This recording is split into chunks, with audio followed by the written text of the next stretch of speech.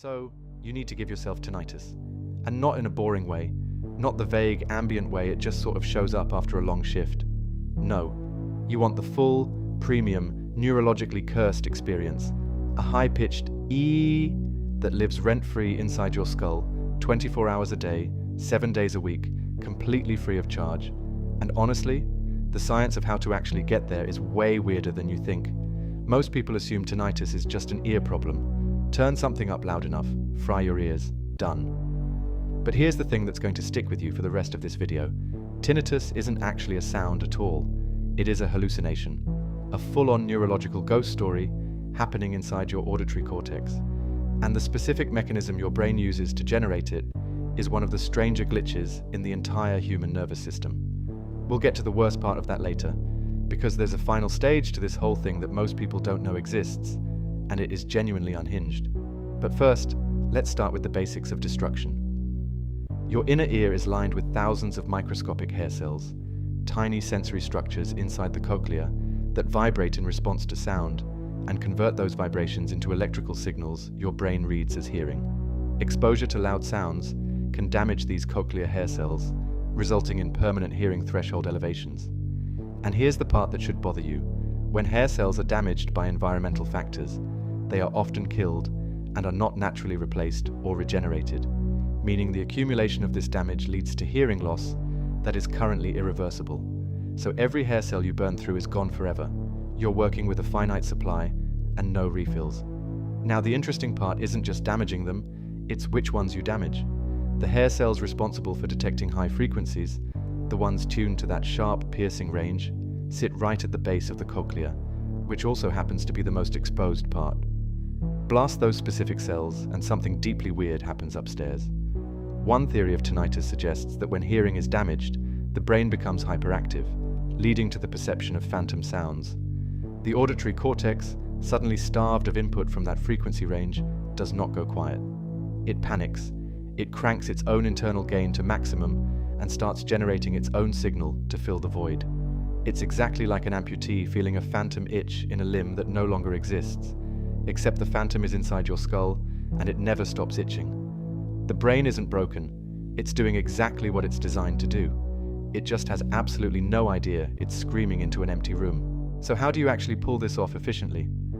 Well, the most underrated chemical shortcut in the Goblin Toolkit is something you probably have in your medicine cabinet right now. Aspirin. Specifically, the active compound inside it, salicylate.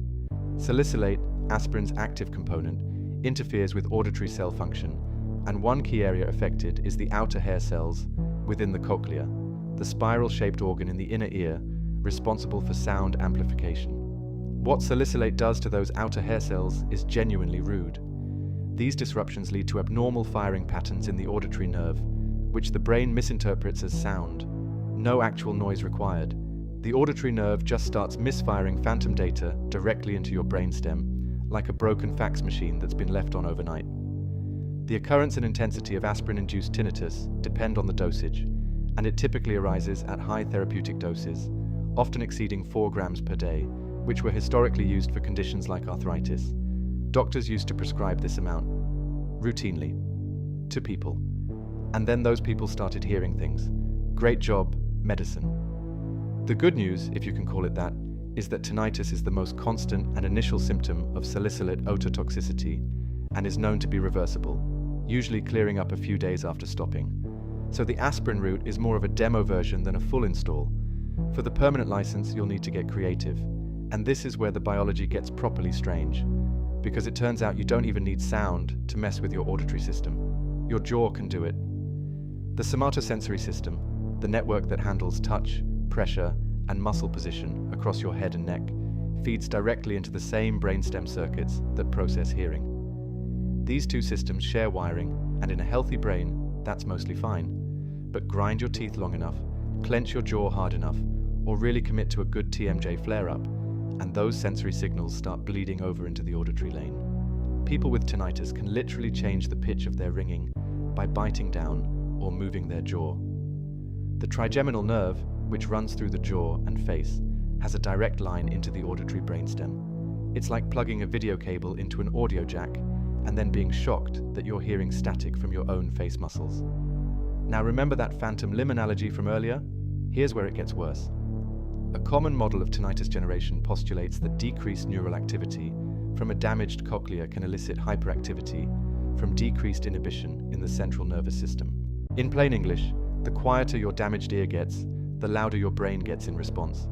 And once that hyperactivity takes hold, other parts of the brain start noticing it. The limbic system, the emotional processing center, latches onto the signal. The prefrontal cortex starts monitoring it. What was once just a misfiring circuit becomes a fully wired loop, with non-auditory brain regions now permanently fixated on a sound that was never real to begin with. Neurologists describe this as a malfunction in the brain's resting state connectivity.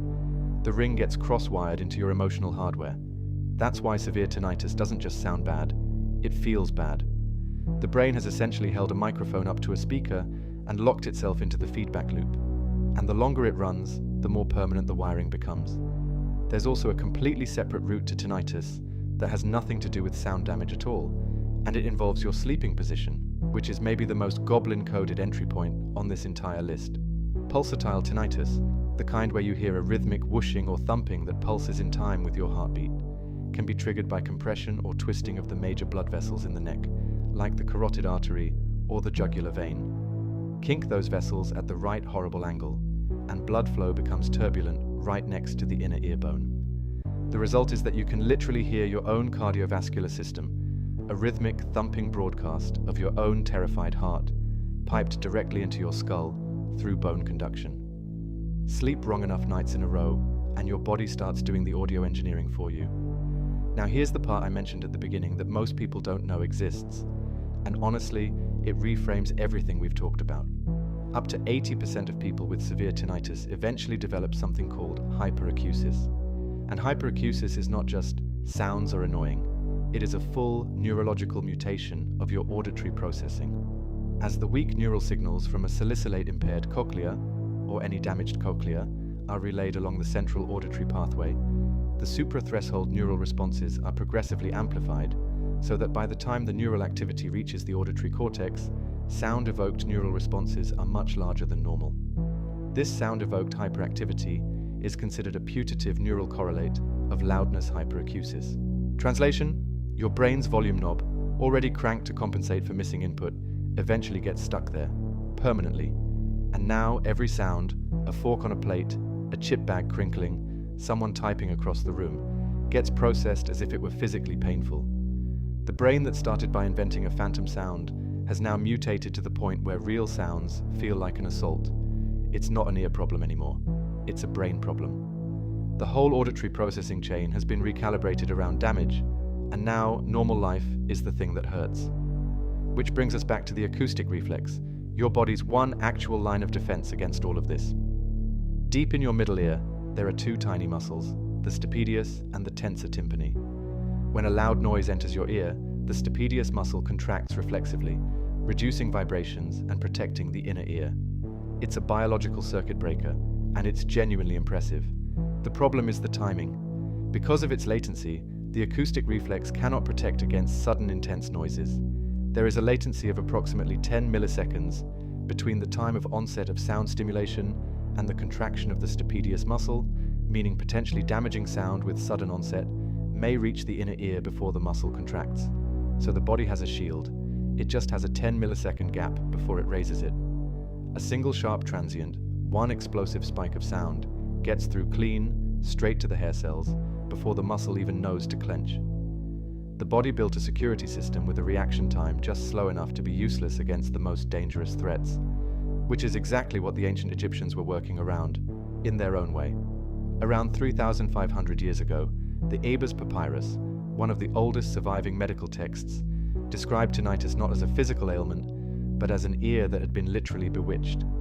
Their proposed cure involved pouring a mixture of olive oil, tree sap, and dirt directly into the ear canal.